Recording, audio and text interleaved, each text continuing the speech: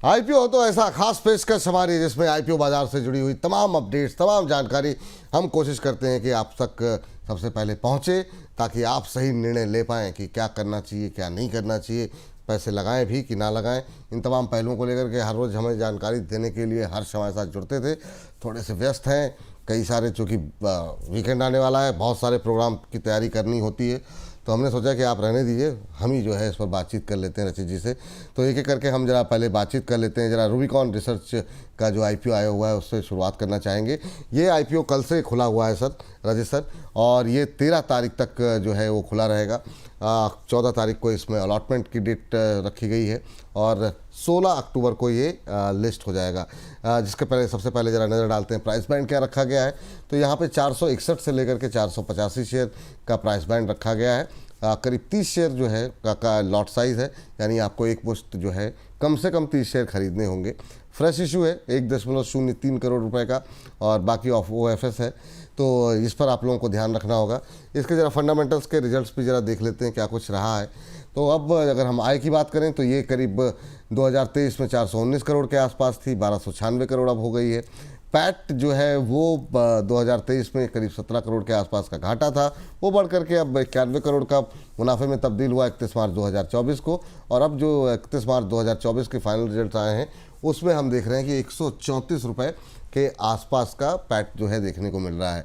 कर्ज जो है वो कंपनी के आसपास ऑलमोस्ट पिछले साल के बराबर ही दिखाई दे रहा है। एबिटा में ज़रूर इम्प्रूवमेंट काफ़ी देखने को मिल रहा है। सर काफ़ी सारी चीज़ें हैं सर, अभी फंडामेंटल्स को आपने अगर ट्रैक किया हो तो मैं जानना चाहूँगा कि कैसे आप देख रहे हैं इसके फंडामेंटल को, और क्या ये इस आईपीओ में पैसे लगाने भी चाहिए या फिर नहीं लगाने चाहिए? देखिए सर, ये जिस तरीके से पोजीशनड है, रूबिकॉन रिसर्च को आप देखेंगे ना, तो ये फार्मा रिसर्च और इन सब चीजों में लगी हुई कंपनी है।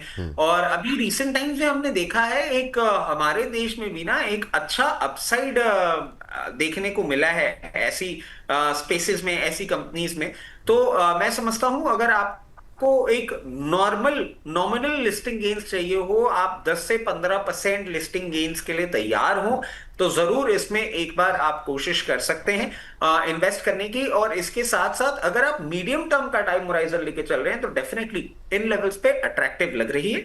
एक बार आप अपना पोजीशन कर लीजिए, और उसके बाद जिस तरीके से आगे आने वाले समय में रिजल्ट्स आएंगे और सारी चीजें होंगी, आपको अपडेट करते रहेंगे। नॉमिनल लिस्टिंग गेन्स बहुत ज्यादा मत एक्सपेक्ट करिएगा। और इसके पीछे कारण है ना सर, जिस तरीके से आईपीओ का इन्फ्लो आ रहा है ना, बहुत ज्यादा कंफ्यूजन रहता है और इतना फंड एक साथ चला जाता है, तो बहुत सारी चीजें ना उम्मीद करें। 10 से 15% के अपसाइड के लिए जरूर इसमें आप इन्वेस्ट कर सकते हैं। ठीक है सर, अब तो उतना टाइम भी नहीं लगता। 10-15% का अपसाइड अगर 2-4 दिन, 5 दिन, एक हफ्ते में मिल जा रहा है तो खराब नहीं कहेंगे।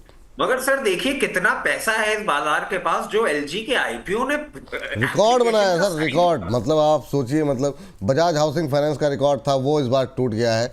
तो मतलब अच्छा, मैं इस पर आऊँगा सर, एलजी वाले पे भी आऊँगा आपके पास, लेकिन उससे पहले ज़रा सर जरा इसके ग्रे मार्केट में अभी 20% के आसपास का प्रीमियम देखने को सर। इस पर सब्सक्रिप्शन के नंबर बड़े इंकरेजिंग हैं सर। अब इसमें यहाँ पर भी हम देख रहे हैं कि रिटेल हिस्सा 3 गुना तो ऑलरेडी, अभी आज दूसरा दिन है और पूरा दिन बाकी है, मतलब आधा दिन बाकी है, और सवा पर 3 गुने के आसपास जो है सब्सक्राइब जो है वो हो चुका है। अभी एलजी की बात नहीं हो रही, अभी इसी की बात हो रही है, तो अभी एलजी हम लेकर के आए, बाद में आएंगे।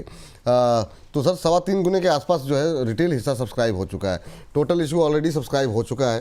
तो सर चांसेस कितने, बहुत लोग हाथ जोड़ के भगवान के फिर मतलब अप्लाई करें, क्या करें? कल लास्ट डेट होगा इसी सर माफी चाहूंगा, इंटरनेट इंस्टेबिलिटी से मैं थोड़ा सा मिस आउट कर गया। कौन से शेयर की बात करी हमने? नहीं, रूबिकॉन की बात कर रहे हैं सर, कि अभी सब्सक्रिप्शन के नंबर काफ़ी इंकरेजिंग है। 3.25 गुना सब्सक्राइब हो चुका है आज, और मुझे लगता है कि जब कल तक तो इसका मतलब 6-7 गुना, 8 गुना ये भी सब्सक्राइब होगा, तो हर किसी को तो आईपीओ मिलेगा नहीं। तो मतलब अप्लाई कर दे, मतलब ना यही सलाह है आपकी?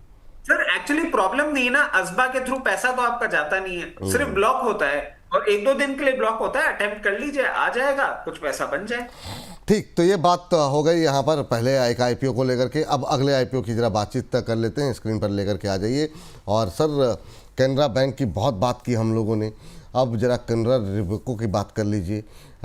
ये भी आईपीओ जो है कल से खुला है, और ये 13 तारीख को ये भी जो है बंद होता हुआ दिखाई देगा। और यहाँ पर अलॉटमेंट जो है वो 14 अक्टूबर को होगा, लिस्टिंग जो है 16 अक्टूबर की जो है अभी तक के हिसाब से मान के चली जा रही है। प्राइस बैंड जो है वो इसका 253 से 266 रुपये रखा गया है और लॉट साइज़ 56 शेयरों का होगा। और इसमें अगर हम बात करें तो फाइनेंशियल पर भी एक नज़र डाल लेते हैं। प्रमोट जो है फाइनेंशियल की अगर बात करें तो ठीक है, पैट जो है अच्छा इम्प्रूवमेंट है। 2023 में 79 करोड़ के आसपास का था, 2024 में 151 करोड़ हुआ और वहाँ से बढ़ के 191 करोड़ के आसपास हो चुका है। टोटल इनकम में भी अच्छी ग्रोथ है। बोरोइंग और जितनी लास्ट ईयर थी उसके आसपास ही है, कोई ख़ास मतलब बढ़ा नहीं है बल्कि घटा ही है। सर कैनरा रिबोको एक अच्छा मतलब प्रमोटर अच्छे हैं, बैकग्राउंड अच्छा है, लेकिन क्या जो प्राइस बैंड रखा गया है और जिस सेक्टर में कंपनी है आप कितने संतुष्ट हैं, उसके बाद से हम सब्सक्रिप्शन और ग्रे मार्केट प्रीमियम पर अपने दर्शकों को अपडेट देते हैं। सर देखिए, एएमसी स्पेस वैसे अट्रैक्टिव लगता है और जैसे कि आप बता रहे हैं पेडिग्री, और सर इनके जो पेडिग्री वाले शेयर हैं उस पे मैं एक बार पहले कमेंट्री करना चाहूंगा सर, अगर आप अनुमति दें। अरे सर पूरा जी, आराम से जी। कैनरा बैंक पे सर थोड़ा सा फोकस अब रखने की बात आ गई है और इसके पीछे का मैं आपको कारण बता दूं सर। लोअर लेवल्स पे 100 रुपए, 106, 112 हम आपको बाइंग कॉल देते रहते थे। अभी जिस तरीके से ये दो आईपीओ है ना, 130 234 के रेंज पे कहीं आप थोड़ा सा अपना प्रॉफिट जरूर बुक करिएगा, करीबन 25 से 30% अपना डिप्लॉय कर दीजिएगा, क्योंकि यूफोरिया जो आपने रीसेंट टाइम्स में देखा है उसके पीछे ये आईपीओ भी एक बहुत बड़ा कारण था। दो आईपीओ आए हैं इनके और दोनों ही मैं समझता हूं आपको ट्यूसडे तक बंद होते हुए दिखेंगे और आपको ये लेवल्स आते हुए ट्यूसडे तक दिख जाएंगे। थोड़ा सा प्रॉफिट बुक कर लेंगे ना तो अच्छा रहेगा। एक तो ये एडवाइस हो गई। दूसरी एडवाइस सर ये है कि इसमें बहुत ज्यादा लिस्टिंग गेन्स की उम्मीद ना करें। अगर नॉमिनल 5 से 7% लिस्टिंग गेन की आप बात करें, वहां की अगर कोशिश करना चाहें तो भी 1-2 लॉट के लिए ही अप्लाई करिएगा। ये एक बार लिस्टेड हो जाएगा ना उसके बाद खरीदना ज्यादा बेटर रहेगा। बहुत अच्छी लिस्टिंग की उम्मीदें मुझे है नहीं। Looking at the price at which they are offering, बहुत ज्यादा उम्मीदें ना रखें। थोड़ा बहुत अगर 5-7% की उम्मीद के लिए आप 1-2 लॉट लगाना चाहें तो लगाएं, और अगर अवॉइड भी करेंगे तो आपको कोई बहुत बड़ा मिस नहीं होता हुआ दिखेगा। लिस्टिंग के बाद भी हमारे पास टाइम होगा, हम तब पोजीशन डिसाइड करके बना सकते हैं। 28 रुपये के आसपास अभी ग्रे मार्केट प्रीमियम चल रहा है। कल हालांकि काफ़ी ज़्यादा ख़राब चला, लेकिन यहाँ पर सर अगर हम सब्सक्रिप्शन के आंकड़े देखें तो वो बहुत ज़्यादा इनकरेजिंग नहीं है, जैसे जिस तरीके से बाकी हम देख रहे थे। तो वो अभी भी अगर हम देखें तो रिटेल हिस्सा भी जो है अभी तक आधा ही सब्सक्राइब हुआ है, बाकी भी बहुत ज़्यादा इनकरेजिंग पिक्चर दिखाई दे नहीं रही है। तो अगर आप अवॉइड करना चाहें तो अवॉइड कर सकते हैं। बाकी आपको अगर ठीक है, अगर आदत है लगाने की तो लगा भी सकते हैं। वो रचित जी यही राय है आपकी, कुछ मैं गलत तो नहीं बोल रहा हूँ? नहीं नहीं, बिल्कुल सर यही है। और छोटा मोटा गेन आपको होता हुआ दिखे तो बुक कर लीजिएगा। लिस्टिंग के बाद कवरेज हम चालू कर देंगे। ठीक सर, चलिए तो ये बात यहाँ पर इसको लेकर के आ गई है। अब सर जरा बात कर लेते हैं एलजी को लेकर। कल हमने रिकॉर्ड नंबर देखे सर। अब यहाँ पर दो सवाल जो मेरे महत्वपूर्ण हैं कि भाई सबको तो मिलेगा नहीं सर, जिस तरीके से सब्सक्रिप्शन के नंबर हैं, जो नया रिकॉर्ड बनता हुआ दिखाई दिया है, मतलब से कि सर कितना परिवर्तन हो गया। हुंडई में हमने देखा था रिटेल हिस्सा सब्सक्राइब नहीं हुआ और एलजी में इतना सब्सक्राइब हो गया कि रिकॉर्ड बन गया।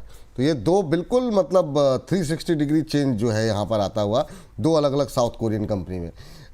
अभी सर जिनको नहीं मिला वो अगर लिस्टिंग जब भी हमने देखा कि इस तरह के नंबर के साथ होती है तो बहुत तेज़ लिस्टिंग होती है, तो क्या कूदना चाहिए लिस्टिंग के दिन किसी भी भाव पे ले लें, क्योंकि बहुत लोगों को नहीं मिलेगा, बहुत लोगों को लगता है फोमो फैक्टर के चलते, या फिर शांति से बैठे रहो, नहीं मिला कोई बात नहीं? आपकी टिप्पणी क्या रहेगी? सर मैं एक्चुअली क्या आदमी थोड़ा जड़ बुद्धि हूं ना, तो मेरे को सर बचपन से एक ही चीज समझ में आती है, ट्रेन, बस और शेयर कभी भी भाग के नहीं पकड़ना चाहिए। मैं हमेशा जब भी आप देखिए बाइंग की बात करता हूं, मैं हमेशा बोलता हूं लोअर लेवल का इंतजार करिए। सर बेसिक प्रिंसिपल है, कंपनी कितनी ही अच्छी क्यों ना हो, आईपीओ कितना ही अच्छा क्यों ना हो, आपको आपका जो आप भाव प्रिज्यूम करके बैठे हुए हैं अगर लॉजिकल है, मतलब आप अगर यही भाव अज्यूम कर लें कि 20 रुपए में मिल जाए, ऐसा नहीं, लॉजिकल भाव आपको डेफिनेटली देखने को मिल जाएगा। आईपीओ प्राइस से थोड़ा बहुत ऊपर नीचे देखने को मिल जाएगा। अगर कोई बहुत ही गैप अप वाला लिस्टिंग हो रहा हो ना, दूर रहिएगा, अपने आराम से बैठेंगे।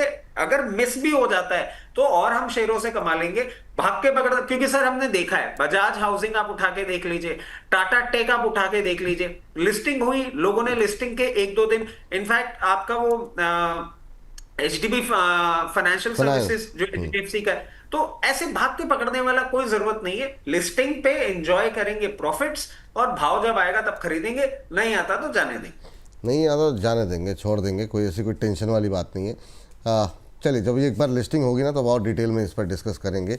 संभावनाएं आप लोगों को भाई मिलने का है, जिसके जिसको मिले वो यहाँ पर अपनी टिप्पणियाँ जरूर भेज दें ताकि हम लोग फिर डिस्कस करेंगे आपके सवाल।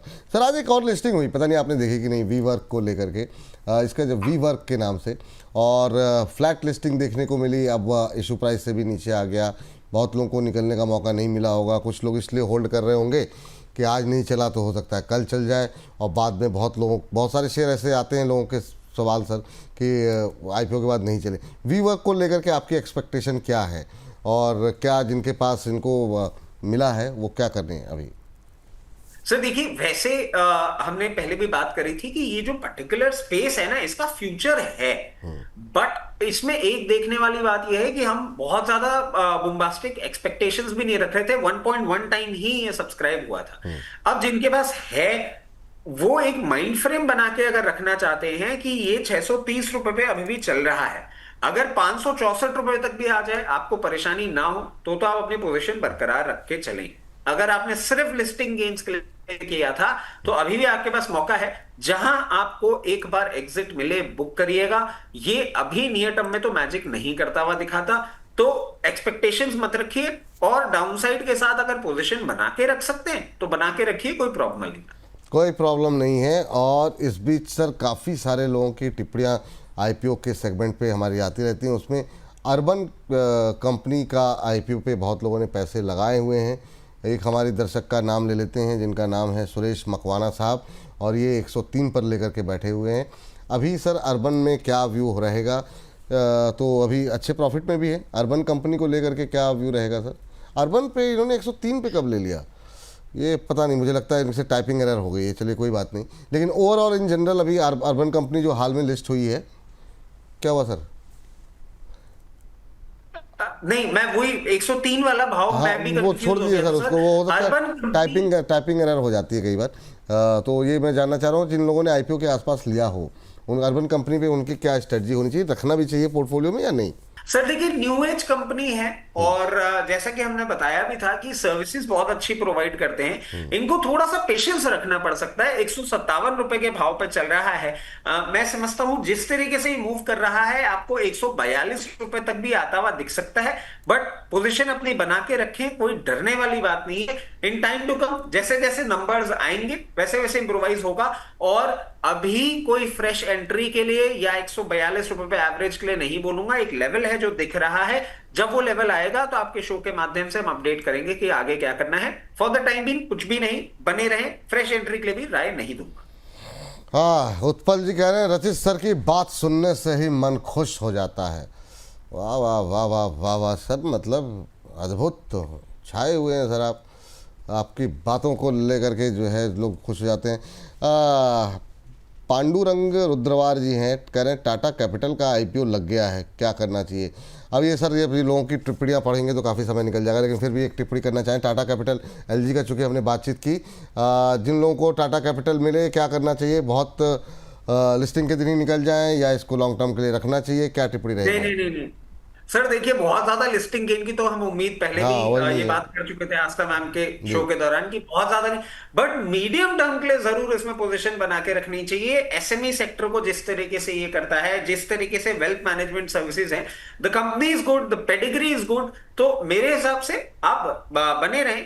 लिस्टिंग पे बहुत ज्यादा गेन की उम्मीद ना करें, और अगर लिस्टिंग गेन के लिए खरीदा है ना सर, जब तक ऊपर की ट्रैजेक्टरी दिखेगी तब तक आप एक बार एग्जिट रूट देख लीजिएगा, नहीं तो फिर दूरी बना के रख लीजिएगा। प्रॉब्लम आ सकती है प्रॉब्लम। चलिए इसी के साथ इस सेगमेंट को भी करते हैं समाप्त।